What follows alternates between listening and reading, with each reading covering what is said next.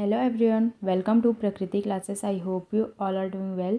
तो फ्रेंड्स, आज की ये क्लास स्टार्ट करने से पहले मुझे एक क्वेश्चन को करेक्ट करके आप सभी को बताना है। जो कि पिछली क्लास थी उसमें मैंने इस क्वेश्चन का आंसर ए ले लिया था। जो आपकी मूर्धन्य ध्वनियाँ कौन सी है, इसका आंसर मैंने च छ ज झ ले लिया था। लेकिन जो इसका सही आंसर है वो है आपका ट ठ ड ढ। वो कभी कभी सही बताने के साथ साथ फ्लो में कोई क्वेश्चन गलत हो जाता है, तो इसे आप सभी करेक्ट कर लेंगे। जो मूर्धा होती है आपकी वो ट ठ ड ढ के अंतर्गत आती है, जो कि मैंने च छ ज झ बता दिया था। तो आप सभी इसे करेक्ट कर लेंगे। इसका आंसर होगा ऑप्शन नंबर बी। तो चलिए आज की क्लास हम स्टार्ट करते हैं। तो आज हम दो टॉपिक को कवर करेंगे। पहला आपका होगा वर्तनी और दूसरा आपका होगा लिंग। और साथ ही साथ हम इसके MCQs भी सॉल्व करेंगे। ये आपके शिक्षक भर्ती 1, 2, 3 वर्ग 1, 2, 3 और आपके CG टेट में काम आएंगे। तो वीडियो को बिना स्किप किए देखेंगे तो आपको सारी चीज़ें अच्छे से समझ में आएंगी। पहले हम इसकी थ्योरी करेंगे, देन उससे रिलेटेड हम इसके MCQs इसी क्लास में करेंगे। तो जो भी नए हों वो हमारे चैनल को सब्सक्राइब कर लीजिए, क्योंकि यहाँ आपको बिल्कुल फ्री क्लासेस प्रोवाइड की जा रही है। और वीडियो पसंद आए तो वीडियो को लाइक, शेयर एंड कमेंट कीजिए। आप हमारे टेलीग्राम चैनल से भी जुड़ सकते हैं, लिंक आपको डिस्क्रिप्शन बॉक्स में मिल जाएगा। और इससे पहले हमने हिंदी की और भी क्लासेस ली हैं, SST की भी क्लासेस ली हैं, CDP कंप्यूटर, इन सभी की क्लासेस हो चुकी हैं। तो जिन्होंने भी अभी तक वो वीडियोस नहीं देखी वो जाकर देख सकते हैं, प्लेलिस्ट सभी की बनी हुई है। तो चलिए आज की क्लास हम स्टार्ट करते हैं। सबसे पहले हम पढ़ेंगे वर्तनी के बारे में, जो कि आपके वर्ण विचार जो आपका पहला यूनिट है उसके अंतर्गत ही दिया गया है। वर्तनी से आप क्या समझते हैं, ये इसमें लिखा गया है कि यदि ये जो हिंदी में स्पेलिंग का शाब्दिक अर्थ होता है, अर्थात किसी भी शब्द को सही रूप में लिखना या उच्चारित करना, उसे ही हम वर्तनी कहते हैं। जो भी स्पेलिंग होता है उसका जो शाब्दिक अर्थ होता है उसे हम लिख कर या उच्चारित करते हैं, वो भी सही तरीके से, वही आपका वर्तनी कहलाता है। वर्तनी का सही ज्ञान होना बहुत ही महत्वपूर्ण है, क्योंकि यही सही संचार की एक महत्वपूर्ण पहलू है। हमें किसी भी शब्द के स्पेलिंग को अच्छे से इस्तेमाल करना आना चाहिए, नहीं तो ये हमारे कम्युनिकेशन में बाधा उत्पन्न करती है। इसमें कुछ पॉइंट्स लिखे गए हैं, इसे आप देखेंगे।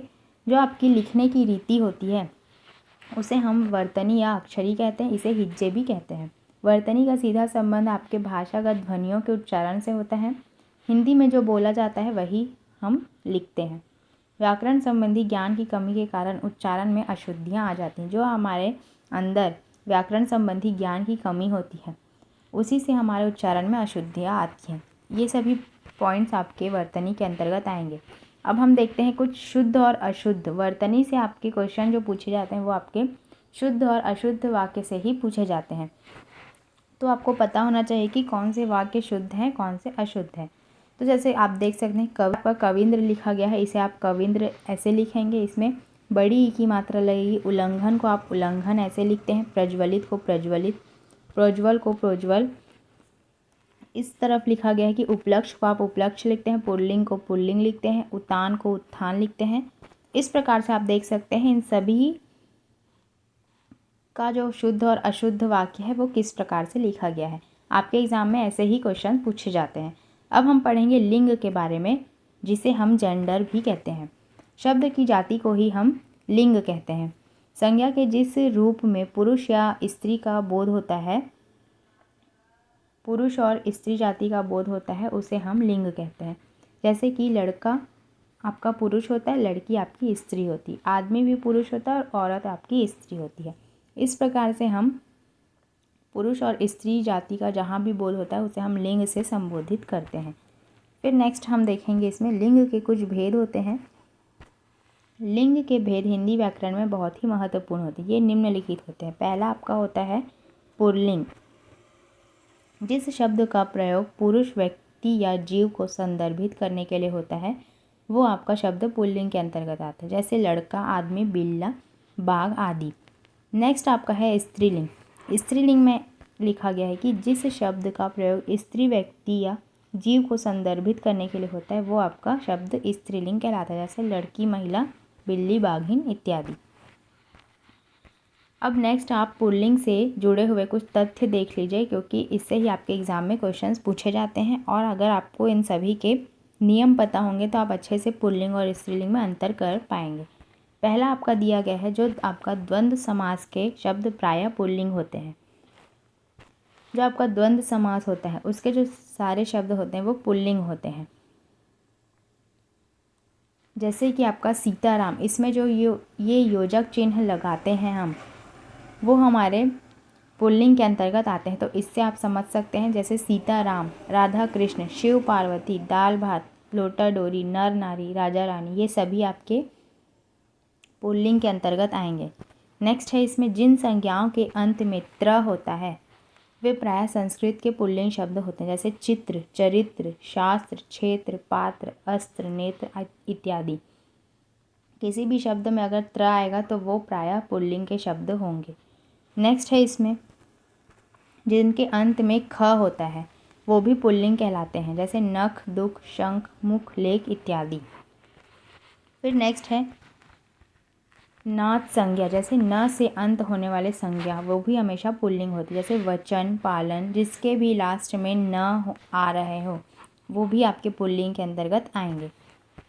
नेक्स्ट आप देखेंगे, जिन संज्ञा शब्दों के अंत में अस्वर आता है वे प्रायः पुल्लिंग होते हैं। जैसे कि अंत में अस्वर आ रहा है, जैसे गहर, वरदान, मान, ये सभी जो चीज़ें हैं उसके अंत में आपके अस्वर आ रहे हैं। इस प्रकार से ये भी आपके पुल्लिंग के अंतर्गत आएंगे। लेकिन अपवाद में कुछ शब्द दिए गए हैं जो कि आपके स्त्रीलिंग होते हैं, जैसे कि संतान, पुलिस, फौज, सरकार। ये सभी जो पॉइंट्स हैं जो अपवाद के अंतर्गत लिखे गए हैं उनसे ही आपके एग्ज़ाम में क्वेश्चंस पूछे जाते हैं। तो अपवाद में जितने भी लिखे गए हैं उसे आप ध्यान देंगे और याद रखेंगे।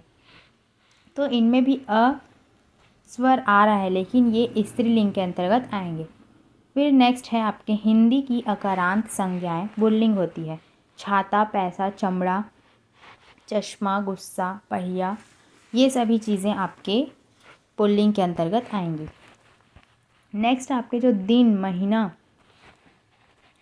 ग्रह, देश, पर्वत, रत्न, धातु, शरीर के अवयव, अनाज, पेड़, द्रव्य के नाम जो होते हैं वो प्रायः पुल्लिंग होते हैं। जैसे कि आपके जो दिनों के नाम हैं, सोमवार, मंगलवार, बुधवार, शनिवार इत्यादि, ये सभी आपके पुल्लिंग के अंतर्गत आएंगे। वैसे ही महीनों के नाम भी आपके सभी पुल्लिंग के अंतर्गत आएंगे, चैत, बैसाख, अगहन, मार्च, अप्रैल, ये सभी। फिर जो आपका ग्रहों के नाम हैं, शुक्र, शनि, मंगल, वरुण, नेपच्यून इत्यादि, ये सभी भी आपके पुल्लिंग के अंतर्गत आएंगे। लेकिन जो अपवाद में आपकी पृथ्वी है वो आपके स्त्रीलिंग के अंतर्गत आएगी।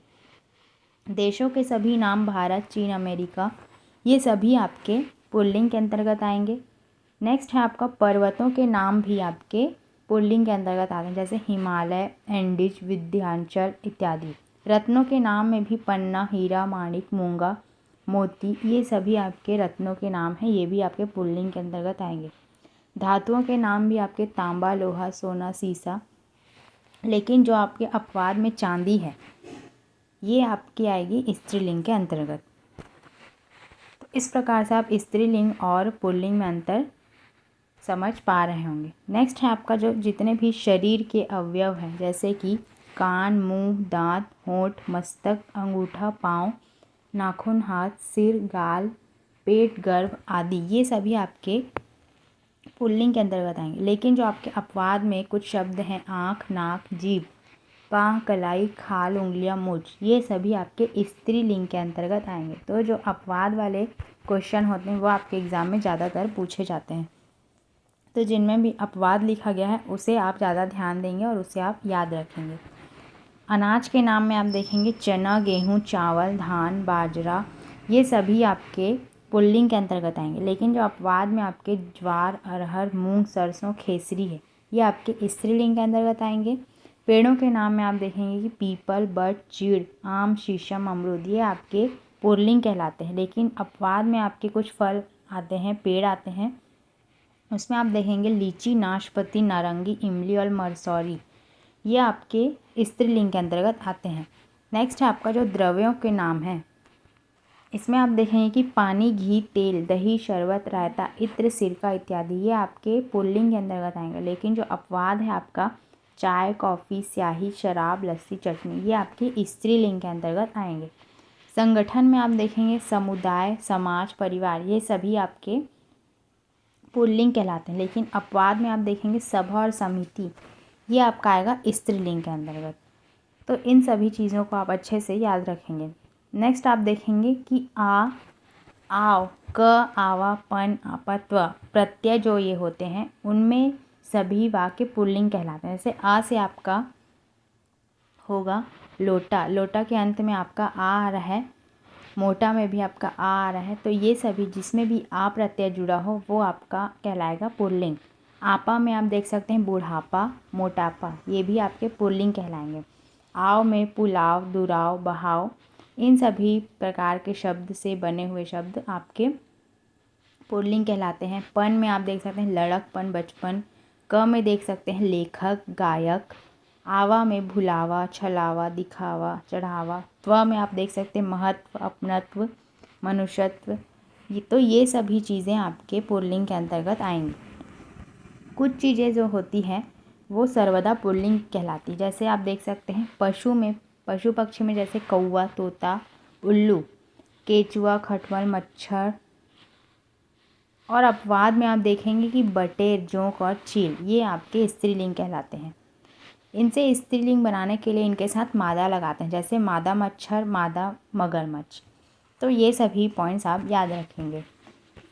ये तो हो गई पुल्लिंग के बाद। अब हम देखेंगे स्त्रीलिंग। स्त्रीलिंग के अंतर्गत आएगा नकारात्मक संज्ञाएं, न से अंत होने वाले संज्ञा प्रायः स्त्रीलिंग होते हैं। पुल्लिंग में हमने देखा था कि न से अंत होने वाले, लेकिन इसमें है ना से अंत होने वाले।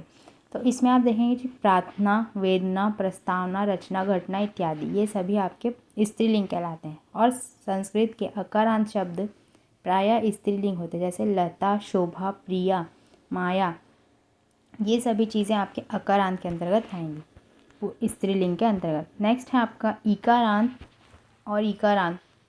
ये उकारांत होगा, ये प्रायः स्त्रीलिंग कहलाते हैं।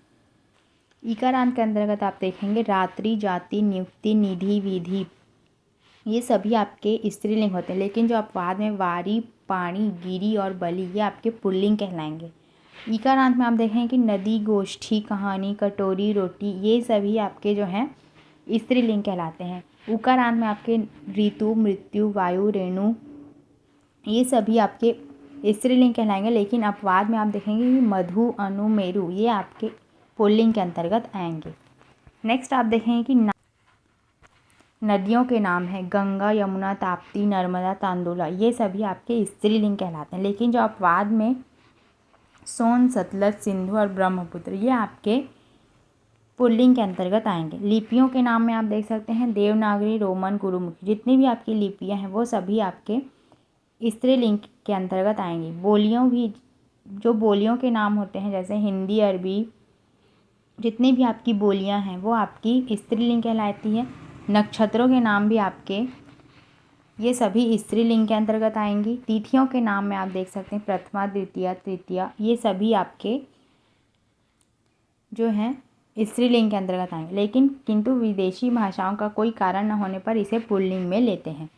झीलों के नाम में आप देख सकते हैं डल झील, विक्टोरिया झील, ये सभी आपके स्त्रीलिंग कहलाएंगे। वस्त्र और आभूषण में टोपी, कमीज, धोती, साड़ी, ये सभी स्त्रीलिंग है। लेकिन अपवाद में जो कुर्ता है वो आपका पुल्लिंग कहलाता है। नेक्स्ट आप देखेंगे कि जो खाने पीने की चीज़ें होती हैं और दुकान की चीज़ें प्रायः स्त्रीलिंग होती हैं।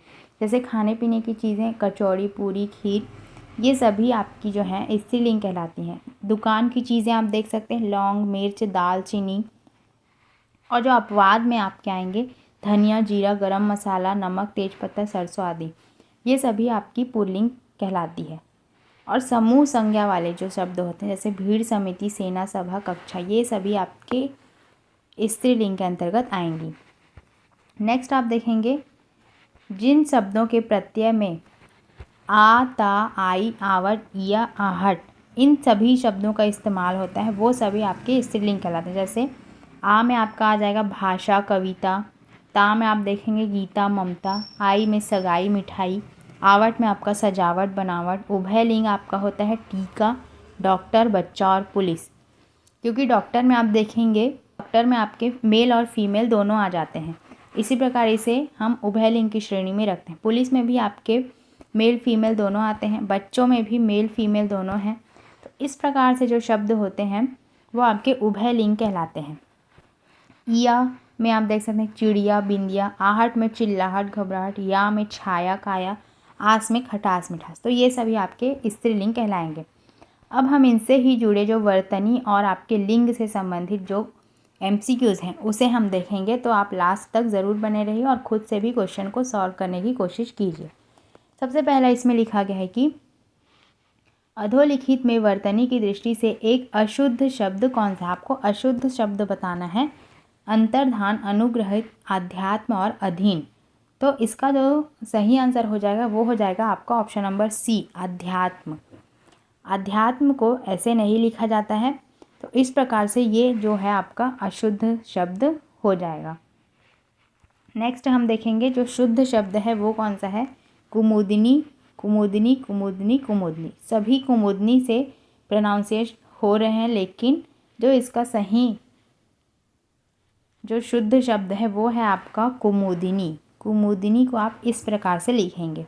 नेक्स्ट हम देखेंगे अशुद्ध शब्द आपको बताना है विश्लेषण, ज्योत्सना, प्रदर्शनी और अनाधिकार। तो इसका जो सही आंसर हो जाएगा वो आपका हो जाएगा अनाधिकार। ये आपकी वर्तनी की दृष्टि से अशुद्ध शब्द है। नेक्स्ट हम देखेंगे शुद्ध वर्तनी वाले शब्दों का चयन कीजिए। अंताक्षरी, पूजनी, तदोपरांत या कवित्री। शुद्ध शब्द आपको बताना है, तो इसका जो सही आंसर हो जाएगा वो हो जाएगा आपका अंत्याक्षरी। ये आपका शुद्ध शब्द कहलाएगा। नेक्स्ट हम देखेंगे किस शब्द की वर्तनी शुद्ध है। आधीन, व्यवहारिक, मिष्ठान या अत्यधिक। तो इसका जो सही आंसर हो जाएगा वो आपका हो जाएगा अत्यधिक। शुद्ध शब्द अत्यधिक के अंतर्गत आएगा। नेक्स्ट है हमारा शब्दों में से वर्तनी की दृष्टि से कौन सा शब्द अशुद्ध है। अशुद्ध आपको बताना है पुष्पांजलि, निरपराध, भास्कर या उज्ज्वल। इसका जो सही आंसर हो जाएगा वो आपका हो जाएगा निरपराध। ये आपका अशुद्ध के अंतर्गत आएगा। नेक्स्ट हम देखेंगे क्वेश्चन नंबर 7। निम्नलिखित में से शुद्ध वर्तनी वाला शब्द कौन सा है। उज्ज्वल, या ये सभी उज्ज्वल ही लिखा गया है, लेकिन आपको शुद्ध वर्तनी बतानी है, तो जो इसका आंसर हो जाएगा वो आपका हो जाएगा उज्ज्वल। उज्ज्वल आपका सही शब्द हो जाएगा। नेक्स्ट है आपका शुद्ध शब्द आपको बताना है, तो कवित्री में कौन सा आपका शुद्ध शब्द हो जाएगा वो है आपका ऑप्शन नंबर ए, कवित्री। कवित्री को इस प्रकार लिखते हैं। अशुद्ध शब्द आपको बताना है क्वेश्चन नंबर 9 में प्रज्वलित, समुज्वल, उज्ज्वल या समुज्वल। इसमें जो सही आंसर हो जाएगा वो आपका हो जाएगा समुज्वल। ऑप्शन नंबर डी इसमें सही हो जाएगा। नेक्स्ट है आपका क्वेश्चन नंबर 10। संज्ञा के जिस रूप में वस्तु की जाति का बोध होता है उसे क्या कहते हैं। वचन, कारक, लिंग या संधि। तो इसका आंसर हो जाएगा लिंग। संज्ञा के जिस रूप में किसी वस्तु की जाति का बोध होता है, जिसमें हम पढ़ते हैं स्त्रीलिंग और पुल्लिंग, तो ये हमारा लिंग के अंतर्गत आएगा। नेक्स्ट है हमारा पुल्लिंग शब्द कौन से हैं। दही, गाय, संतान या सवारी। पुल्लिंग शब्द आपका कहलाएगा 11 को हो जाएगा दही। दही जो है आपका पुल्लिंग शब्द के अंतर्गत आएगा। ये जो क्वेश्चन है आपके एग्ज़ाम में पूछा गया क्वेश्चन, ये जो सभी क्वेश्चन हैं वो आपके प्रीवियस ईयर के एग्ज़ाम में पूछे गए क्वेश्चन ही हैं, तो आप इसे ध्यान से याद रखेंगे। प्राणियों के समुदायवाचक नाम व्यवहार के अनुसार कैसे होते हैं। पुल्लिंग, स्त्रीलिंग, दोनों या कोई नहीं। तो इसका जो सही आंसर हो जाएगा वो हो जाएगा आपका दोनों। दोनों इसके अंतर्गत आ जाएंगे, यानी कि पुल्लिंग और स्त्रीलिंग। नेत्र शब्द कैसा है आपका। पुल्लिंग है कि स्त्रीलिंग है, या नपुंसक लिंग है, या पुल्लिंग व स्त्रीलिंग दोनों है। इसका सही आंसर हो जाएगा आपका पुल्लिंग। जो नेत्र हमारा होता है वो हमारे पुल्लिंग के अंतर्गत आता है। बालू, सरसों किस प्रकार के शब्द हैं। अव्यव, नपुंसक लिंग, पुल्लिंग या स्त्रीलिंग। तो इसका जो सही आंसर हो जाएगा वो हमारा हो जाएगा स्त्रीलिंग। बालू और सरसों हमारे स्त्रीलिंग के अंतर्गत आएगा। नेक्स्ट है क्वेश्चन नंबर 15। जिन भाववाचक संज्ञाओं के अंत में न, अव, पन, पा होता है उसे हम क्या कहते हैं। नपुंसक लिंग, स्त्रीलिंग, पुल्लिंग या सभी। तो इसका जो सही आंसर हो जाएगा वो आपका हो जाएगा पुल्लिंग। पुल्लिंग के अंतर्गत आएगा। हमने प्रत्यय के बारे में भी पढ़ा था। जैसे कि बचपन। तो इस प्रकार के जो शब्द होते हैं, बुढ़ापा, ये जो लास्ट में जिनके भी प्रत्यय में ये इन सारे शब्दों का इस्तेमाल होगा वो सभी आपके पुल्लिंग के अंतर्गत आएंगे।